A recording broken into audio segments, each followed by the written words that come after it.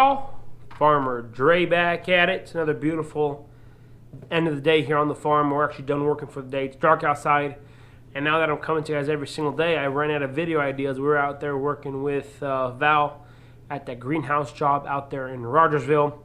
So yeah, it's been a busy day. I'm tired, as you guys could tell here, but today I'm going to talk to you guys a little bit about how I became a fruit farmer. It's a little weirder setting than you guys have seen.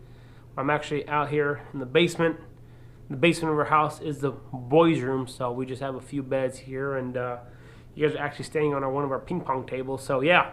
Anyways, just want to sit down and talk to you guys here, and kind of share the story of how we got here, how I got here, how the YouTube channel started, and how everything came together. So first of all, I want to start off way back with my parents. So my parents, my mom and dad, were both born in Romania.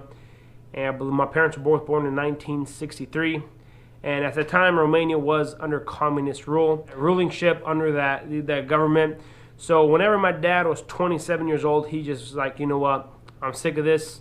I want to get out of here. So probably the next couple of videos coming forward, or even the next month or so, I want to actually bring my dad on the channel and have him share the story of how he got here to the United States, and how we got to the point we are today. I'm just telling you guys a little bit, backtrack of my life here, and how my upbringing, and how how we're currently farming what we are farming. But anyways, he fled Romania back in 1990 or 1989. In 1990, my parents stepped foot in the United States of America, so that's where they moved to Southern California. And that's where I was born and raised. So I was born in 1997. So I'm currently 23 years old.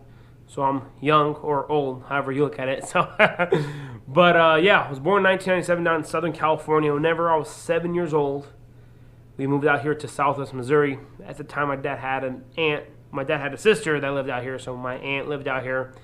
And we came to visit. At the time in California, all the wildfires, all the smog, it was just rough for my mom. And she was like, you know what? She loved it out here, and like, let's move out here to Missouri. So my dad is a licensed electrician. That's where he worked in California.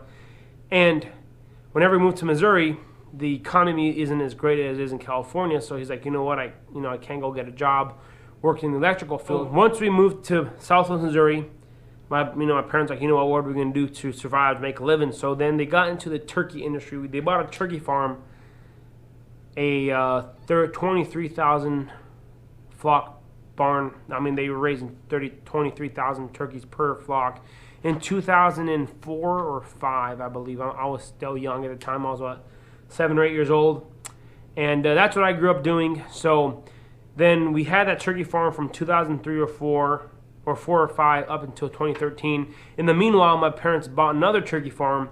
In 2010, they bought another turkey farm in Neosho, Missouri. It's about they were 45 minutes apart. So the farms were, from the place we're at now, they're about an hour and a half away from where we're at now. But at the time, they were running 2 turkey farms. That's where I grew up doing. I learned the meaning of hard work. If you guys are farmers, you guys understand what it means working, growing up on a poultry farm. And if you guys have raising birds, poultry, you guys know all the hard work that goes into it.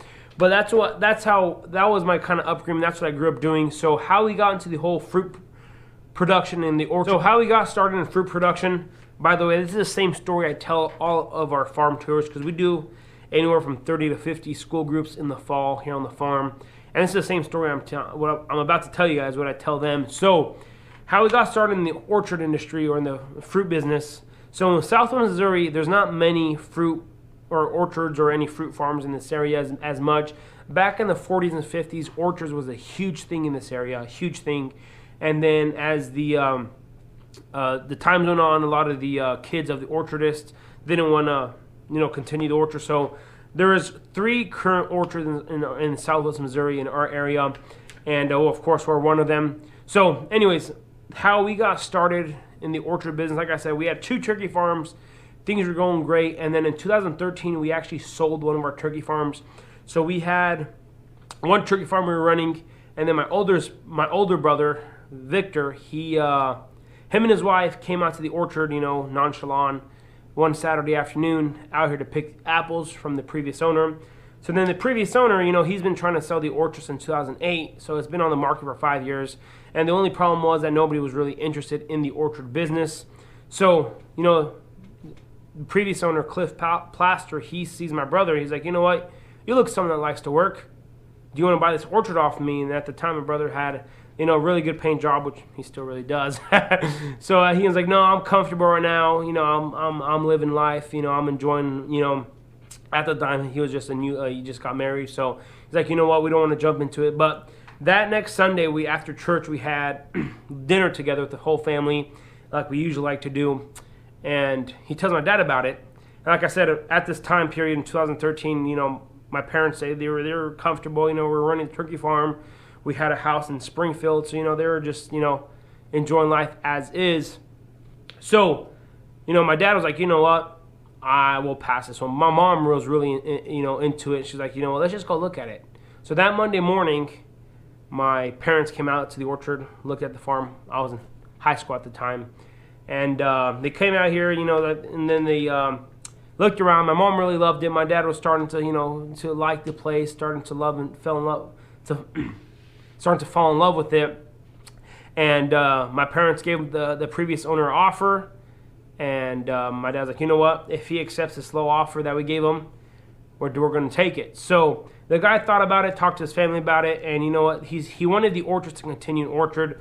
He had other people that approached him to buy the land off him, but they wanted to push all the trees down and just turn it into like a pasture or do some other stuff on it. So he wanted the orchard to remain an orchard. So whenever my dad told him, we're going to run the business as it is, as it sits, the guy was like, you know what? I'd rather have the legacy of the orchard continue on than to have it pushed down and, the orchard, the whole orchard will be over with. So that's kind of how we bought the orchard. My parents bought the orchard. But the previous owner, Cliff and Sue Plaster, they ran the orchard from up to 2013. But they planted the original orchard back in 1981. And he was a truck driver. He was hauling citrus out of California. So he really liked fruit. And then he was like, you know what? Why don't I start growing fruit in Southwest Missouri? So then, he planted 20 acres of trees in 1981. And from there, it was just, just a learning experience for him. Like I said, he was a truck driver, knew nothing about fruit production, knew nothing about growing fruit in this area. So then he did that for, I don't know, however long, 30-something years, from 1981 to 2013. So then we jump into the picture in 2013. It was November 2013, so our first season was in 2014. And like I said, we grew up on a turkey farm. That's what I grew up doing. We knew absolutely nothing about fruit production. I mean, I just knew that, apples come out of a tree, peaches come out of a tree, and that's about it. That's all the fruit production knowledge I knew. So I was a sophomore at the time whenever my parents bought the orchard. So I moved to the school district here. We moved into this house. And I clearly remembering in early spring of 2014, I used to come home from school with my two younger brothers, and we used to prune the trees. And Cliff, he got really sick in the last time period, so he hasn't pruned the trees in 7 years. So the trees are really tall. I mean, they're just, the only thing that he did is just maintain them, keep the fruit healthy by spraying them. And there was a few years there he didn't do absolutely none to the orchard. So the orchard was kind of run down, but the trees are still healthy, but they were just 30 foot tall, unmanaged, unmaintenanced. So us knowing absolutely nothing about fruit production, we jumped into pruning 20 acres of apple trees. That sounds fun, doesn't it? But yeah, I used to come up from school every single day in my sophomore year, and I absolutely hated coming home from school and pruning the trees. So that summer comes around, peach season starts, apple season starts. So the original orchard was just apples, and they had 100 peach trees. And I really enjoyed the growing part of it, and it kind of piqued in my curiosity to know where fruit comes from and how the fruit was grown on the trees. But once again, whenever it came down to pruning and all the maintenance work, I really wasn't a big fan of it. But you know what? I was at home, so I had to do what my parents told me, and I obeyed by the rules. So if you stayed at home, you had to work to be able to eat. So yeah, so time passes by, junior year and then senior year. So then I graduated high school, and when I started my first year of college, I was thinking that I'm going to do something in agriculture, because that was my upbringing. That's what I kind of enjoyed doing. So I started off at a community college with I was just getting my general education classes more towards a business emphasis, because I knew I was going to get my degree in agricultural business. And then I started taking a few classes. A semester passes by, and the next semester I started taking accounting, which I'm pretty good at math. I mean, I've always done good at high school math, just basic like algebra 1, algebra 2. But whenever it came down to accounting, I think when I got older, it just didn't connect for me. I hated accounting. So I was like, you know what? I cannot pursue a career in something that I just don't enjoy doing. So then, that fall, something really sparked in me, and I was like, you know what? If there's not going to be anything else, I might as well just pursue a degree in horticulture. So I finished that semester strong. I passed financing or accounting, and I was like, you know what? If I don't have to take another accounting class in my life, I ought to be happy. So then I started looking at other careers that didn't require a lot of accounting. So the local university where I graduated from, they had a plant science degree with a minor in horticulture that, all the math classes that I did take was enough. So I was like, you know what, let me just do this. So in that time period, we were going to farmers markets during the summer. We were selling apples and peaches, and just as a regular farm does, we're doing the U-pick on the farm. So in spring of 2017 is when we got our first high tunnel from the NRCS High Tunnel Equip grant. So that's when, looking back, that's where I think my curiosity in horticulture really took off. Is whenever we first got our first high tunnel, nobody else in my family really was too interested in this. So I was like, you know what, I'm just going to take the step forward and start learning stuff about it. And like I said, at that time period, that's when when the whole accounting thing happened. So that's when I transferred to Missouri State and started taking a lot of plant science classes, just pursuing that degree in plant science and horticulture. So in fall of 2017, we put up our first high tunnel, and in spring and summer of 2018 was my first year ever growing tomatoes.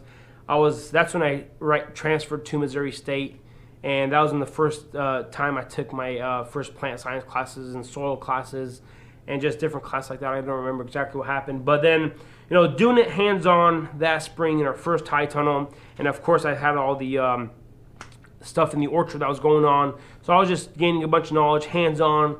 And in the classroom, it really connected for me. Like, I was getting stuff, right after another. That's when that spike of curiosity came, and I was just loving it. I was just enjoying it, and I told myself I could do this for the rest of my life. So that's when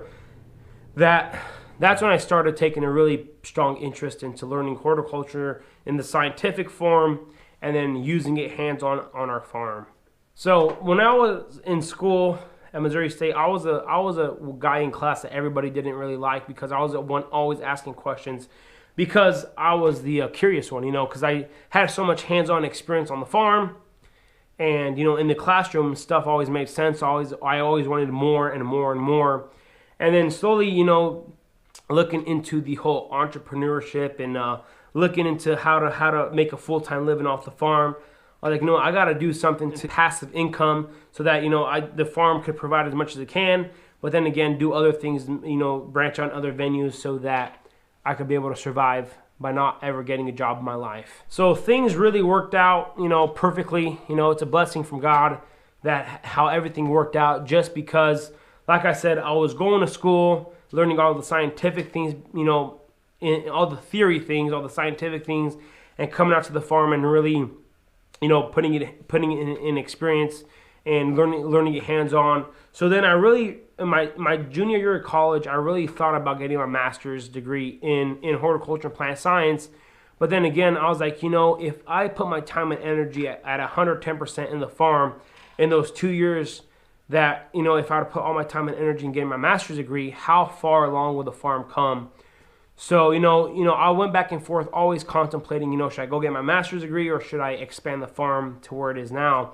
So I was like, you know what? After a while, I realized that, the school system was great, but, I fell more in love with the actual hands-on stuff, with the actual working on the farm. So, less and less I wasn't, doing that much in school. I mean, I was still getting good grades and everything, but I found myself, being out in the field and enjoying that. But at the same time, that they did work really well together. So, my senior year in high school, that's when I started, my senior year in college, that's when I started my YouTube channel. And in that same fall, last fall, we planted our first strawberries. And, in between this time, my senior year of college, Val planted the blackberries. So we had the blackberries, and we did the blueberries this past spring. So I really focused the farm. My time and energy did go to the farm instead of pursuing that master's degree. So and then I started living by the quote, if you do what you love, you never work. So, that's just been building up over time. So the first time I heard that quote, I was like, man, that must be nice. Doing what you love and you never work. So that's what I'm doing now. But one thing that I didn't realize back then is it's not going to always be easy. And that's how it is. It's never going to be easy. Nobody's ever going to give you, everything straight up forward and just have it to you. No, for whatever you have, you got to work hard and be passionate about it and enjoy what you're doing.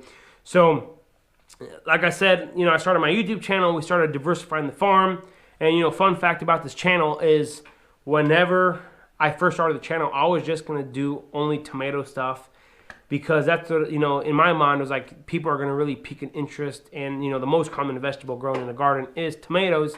So, and if you look back on some of my, older videos, that's some of the most popular videos is my tomato videos. But then again, I was like, why not show the rest of the things, other crops on our farm?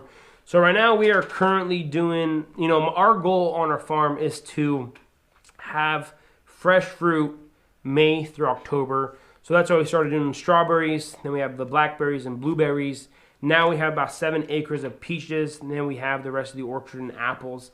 So backtracking to the previous owner. So in 2013 when we bought the orchard, like I said, the trees were really old. They're mismanaged or they were diseased and sick. So as the year went on, it was a combination of us not knowing what we were doing exactly, and a combination of the trees that were old. So a lot of the trees that were on the original orchard that Cliff and Sue planted, we went ahead and pushed them down just because they had different disease issues. I could get into that into a different video. So we only have about 2 or 3 acres of old trees. I say they're old trees, but they were planted in the early 2000s. So, and then everything else is planted into a new high density apple system. And we have a few rows of the traditional system as well. So going back, as I mentioned at the beginning of this video about the whole pruning thing. So, even to this day, pruning the old orchard isn't very fun, and that's just the reality of it. And I started looking up, on the good old YouTube back whenever, and I was like, man, how can we get pruning trees a whole lot easier? So then I came across the high density system on apples, and the first time I heard about the high density system on apples, I think it was in 2015, and I was all excited about it. I was trying to explain to my dad how you trim the trees, how you train the trees to the high density system. And my dad was like, oh, you know what? The time and investment of that system isn't really going to make the production. So then again, I was like, that kind of, took that motivation I had and all that energy and could just kind of shut it up. So, the years passed and the older trees are just harder and harder to prune. And I don't know if I was just lazy. I just don't like pruning as much. So in 2019 was the first year we planted our first acre of high density apples. So, and those will be coming in production this next spring. So, I finally convinced my dad to plant high density apples. And now the funny thing is, the only thing he wants to plant is high density apples. So, from the production standpoint, that's where that comes in. The management standpoint, it's all better. But that's just the beauty of, in the upcoming that I had, is you see the system that we did have and the system that we do have. So this is kind of a longer story of how I became a fruit farmer, and I could go ahead and continue on into this, but I know this video is kind of getting long here. And if you guys really enjoyed this video, I've actually thought about starting a podcast, but once again, you got to have different, there's more to doing that. But I don't mind talking. I really like expressing myself and sharing this information. And as you guys can tell here, and by my degree, I'm a plant nerd. That's what I call myself. because I really like the scientific stuff about about how everything works. And as you guys can see from my videos, I do a lot of that on my channel. So it's just a combination of everything. After a long time, you just figure it out and just keep on moving. Like I said, if you guys enjoyed today's video and kind of the backtrack of my story and how we bought the orchard, go ahead and hit that like button. And if you guys enjoy it, leave a question down in the comment section below so that I can know if you guys did or didn't like it. And if you guys want to hear more about our family history and how we came here, go ahead and let me know down in the comment section below as well. Because like I said, I love to bring my dad on here and have him explain how he came to the great country of the United States of America. So this is gonna be pretty much it for today. Just a little sit down, some real talk between myself and you guys. And like I said, if you guys enjoy it, go ahead and smash that subscribe button. Go ahead and give this video a big thumbs up. If you have any questions or comments, go ahead and leave them down in the comment section below. Don't forget, and I'm coming to you guys every single day until we hit 10K. I want to say thanks for watching up to this point. You guys have a good day, and we'll see you next time.